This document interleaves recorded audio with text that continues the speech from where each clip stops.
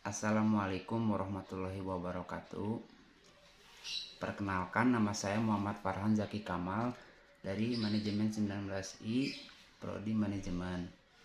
Baik, di sini saya akan menjelaskan tentang hasil kerja praktek saya selama magang di Perum Peruri, yaitu yang berjudul Penginputan Employed Self Service pada Perum Peruri.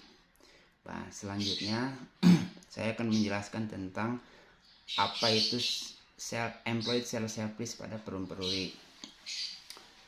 Yang pertama yaitu kebutuhan informasi dalam perusahaan menjadi hal yang sangat penting dalam membantu kemajuan dan kesuksesan perusahaan. Untuk mendapatkan informasi tersebut diperlukan pengolahan data yang baik dan berarti data harus akurat, konsisten dan mudah diakses. Sebuah perusahaan yang masih mengelola datanya secara manual, yaitu berupa penyimpanan data dalam bentuk dokumen-dokumen fisik tersebut, tidaklah efisien. Data akan semakin banyak dan dengan pengolahan secara manual tersebut, data akan semakin sulit diakses, yaitu yang menyebabkan proses pengolahan data memakan waktu yang lebih lama sehingga akan menjadi kurang efisien. Selanjutnya saya menjelaskan tentang Peruri. Perum Percetakan Uang Republik Indonesia atau lebih bisa disingkat Peruri adalah badan usaha milik negara Indonesia yang bergerak di bidang percetakan uang dan dokumen keamanan. Nah, di sini ada beberapa permasalahan yang terjadi dalam proses pengajuan administrasi karyawan yang masih manual, adalah lamanya waktu yang dibutuhkan dalam proses administrasi karyawan seperti cuti, absensi, dan surat pengantar lainnya, seperti yang terjadi pada Perum Peruri. Apabila karyawan telah mengisi formulir administrasi, form tersebut harus ditandangi oleh kepala seksi. Dan apabila kepala seksi atau kepala divisi tidak berada di tempat, maka jalannya proses administrasi karyawan akan memakan waktu yang lebih lama. Selanjutnya saya akan menjelaskan tentang Employed Self Service. Apa itu Employed Self Service? Yaitu adalah sebuah aplikasi yang menawarkan layanan sumber daya manusia secara online dan manajemen informasi kepegawaian. Selain itu, ISS juga dapat digunakan oleh para karyawan untuk mengajukan cuti, rembes, dan proses administrasi secara terkomputerisasi tanpa harus datang menemui atasan dan bagian admin. Sekarang saya akan menjelaskan tentang metode apa yang dipakai dalam metode ini. Saya menjelaskan tentang sedikit metodenya. Metode yang digunakan dalam penelitian ini adalah metode deskriptif. Adapun objek penelitian pada penelitian ini adalah penginputan employed self service. Metode ini bertujuan menggambarkan benar atau tidaknya fakta-fakta tentang penginputan employed self service di Perum Peruri yang ada. Di sini ada beberapa metode yang akan saya jelaskan, yaitu diantaranya metode observasi, yang kedua metode wawancara, dan yang terakhir metode dokumentasi. Selanjutnya ada hasil kegiatan KP dan pembahasannya. Hasil kegiatan KP yang pertama yaitu proses pengajuan permohonan cuti tahunan. Di sini karyawan memilih menu pengajuan cuti tahunan pada sistem informasi Employed Self Service Perum Peruri. Karyawan memasukkan data yang diperlukan. Sistem akan melakukan validasi terhadap hak dan sisa cuti tahunan yang dimiliki oleh karyawan yang bersangkutan. Jadi pada penjelasan kali ini yaitu si karyawan harus mengajukan permohonan cuti dulu, baru nanti divalidasi oleh admin. Yang kedua yaitu proses pengajuan surat pengantar berobat. Karyawan memilih menu surat pengantar berobat pada sistem informasi Employed Self Service Perum Peruri. Karyawan memasukkan data yang diminta sesuai kebutuhan surat pengantar yang diajukan. Sistem akan melakukan validasi terhadap data karyawan dan keluarga yang akan menggunakan fasilitas pengobatan yang diajukan. Nah, di sini sama halnya sama penjelasan saya yang pertama, yaitu tentang permohonan cuti yang pada dasarnya harus melakukan permohonan dulu dan akan divalidasi oleh yang bersangkutan, kepala seksi atau kepala divisi. Dan yang terakhir yaitu proses input absensi. Karyawan memilih menu absensi pada sistem informasi employee self-service Peruri. Karyawan memilih menu hadir, sistem akan melakukan validasi terhadap data hadir karyawan yang bersangkutan. Apabila validasi berhasil dilakukan, maka sistem akan otomatis menyimpan data kehadiran.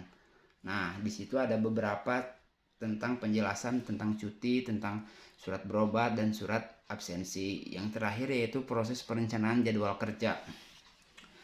Proses perencanaan jadwal kerja, staf admin memilih menu perencanaan jadwal kerja pada sistem informasi employee service Peruri. Staf admin memasukkan NIP dan jadwal kerja karyawan. Sistem akan melakukan validasi terhadap NIP yang dimiliki oleh karyawan yang bersangkutan. Sekarang tentang pembahasan manfaat dari sistem ISS dalam membantu karyawan Peruri atau sistem yang tadi saya udah jelaskan di awal. Di sini ada beberapa manfaatnya, yaitu diantaranya yang pertama, data karyawan lebih akurat. Dengan menggunakan sistem ISS, dengan begitu data karyawan bisa lebih akurat dibanding dengan cara kita menginput manual. Nah, selain data lebih akurat, dengan menggunakan sistem ISS juga bisa lebih menghemat waktu karena lebih praktis dan tidak memakan waktu. Yang ketiga yaitu keamanan data lebih terjaga di saat kita melakukan dengan penginputan manual, dan itu beresiko data kita bisa kesebar. Tapi dengan menggunakan sistem ISS, data kita dipastikan aman. Nah, di sini ada peran sistem ISS dalam membantu karyawan Peruri. Beberapa peran yaitu diantaranya yang pertama, melalui sistem absensi online. Dengan bantuan teknologi kehadiran online, Peruri dapat mewujudkan pekerjaan kantor yang fleksibel. Dan yang kedua, mengajukan cuti melalui karyawan. Selain absensi online, ISS juga memungkinkan karyawan untuk mengajukan cuti dengan cepat dan mudah tanpa harus bergulat dengan birokrasi atau konflik antar karyawan. Yang ketiga yaitu pengkajian online. Pengkajian online informasi gaji merupakan salah satu bentuk transparansi perusahaan melalui pengkajian online. Karyawan dapat secara mandiri mengakses informasi tentang pengkajian masa lalu.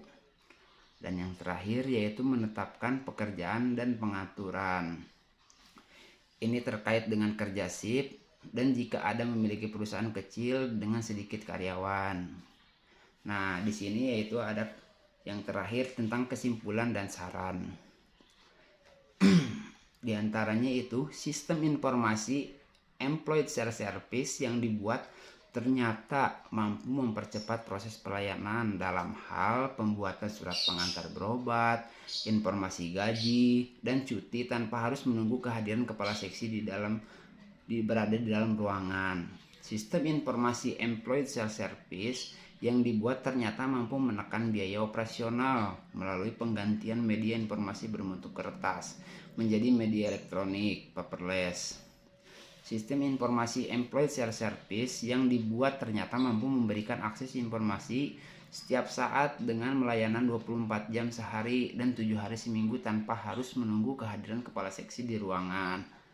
Nah, jadi banyak keunggulan dari sistem ISS ini. Diantaranya kita bisa lebih praktis, bisa lebih menjaga keamanan data, bisa lebih memaksimalkan pengajuan cuti, absensi, dan berobat tanpa harus menunggu kepala seksi. Nah, selain itu ada saran dari saya untuk perusahaan agar dapat mengembangkan dan meningkatkan mobilitas dari aplikasi ISS tersebut agar digunakan lebih fleksibel dari mulai izin dari atasan dan lain-lain. Nah, begitu saran dari saya.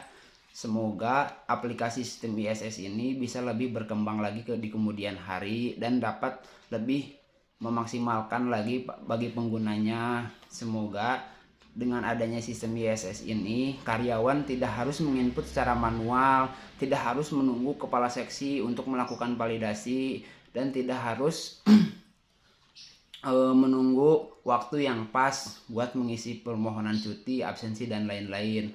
Karena dengan sistem ISS ini, karyawan bisa mengakses 24 jam dan tidak harus menunggu kepala seksi, dan data karyawan pun bisa lebih aman. Sekian penjelasan dari saya. Mohon maaf bila ada salah-salah kata. Wassalamualaikum warahmatullahi wabarakatuh.